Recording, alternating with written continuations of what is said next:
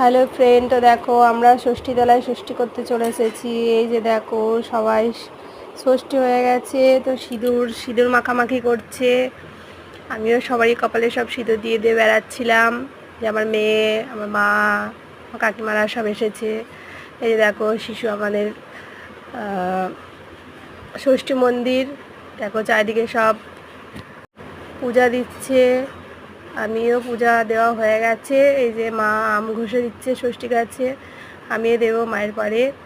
তো দেখতে পাচ্ছ এটাই হচ্ছে আমাদের কালী মন্দির, ষষ্ঠীতলা ষষ্ঠী গাছ। এটা কি সুন্দর লাগছে দেখে, তো সাদা কাপড় দিয়ে করে দিয়েছে, দেখতে কি দারুণ লাগছে। আর এত গরম যে আম কাঁঠাল পাকার মতনই অবস্থা, গরমে তো সব হাঁসফাঁস করছিল।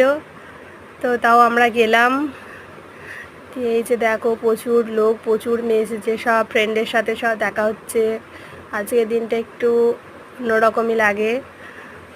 তো দেখো এই যে সব সিঁদুর দিচ্ছি ষষ্ঠী গাছে। আর এই যে তোমরা ভাবছো যে ওড়নাতে কী বাঁধা, এটা কি বলো তো তোমরা, কে বলতে পারবে এটা আমার ওড়নাতে কী বাঁধা আছে? এটা হচ্ছে সে চালনের মুড়ি, যেটা নিতে হয়, সবাই নেয়, এটা আঁচলে নিতে হয়, তাই আমিও নিয়েছি।